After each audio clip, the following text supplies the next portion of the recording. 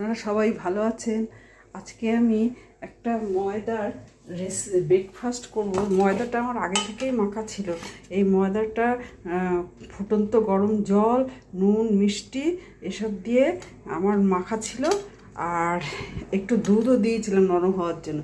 আর এখানে আমি মাইক্রো ওভেনে আমি আদা, পেঁয়াজ, গরম মশলা, ধনে, জিরে, পাঁচফোড়ন আর সর্ষের তেল দিয়ে এটা মাইক্রো ওভেনে ঘোরাবো। আর এই আলুটাকেও আমি মাইক্রো ওভেনে সেদ্ধ করে নেবো। মাখিয়ে আবার কনভেকশন মোডে মাইক্রো ওভেনে দেবো। আলু মোডেই দিয়েছি 2 মিনিট। এই যে হচ্ছে, গোল করে কেটে নিয়েছি বাটি দিয়ে। এবার আলুর পুর ভরবো। মেকারে অয়েল ব্রাশ করে এবার ঢেকে দিয়ে 4 মিনিট করবো। মাঝে 2 মিনিটের পরে আমি উল্টে মেকারে করছি, আর কিছু পুর ভরে আলুর পরোটা করছি। পরোটা না, ঠিক রুটি করবো, অয়েল ফ্রি খাবো আজকে। বড়া, এই সস আর এই রুটি পরোটার আকারে আলুর পরোটা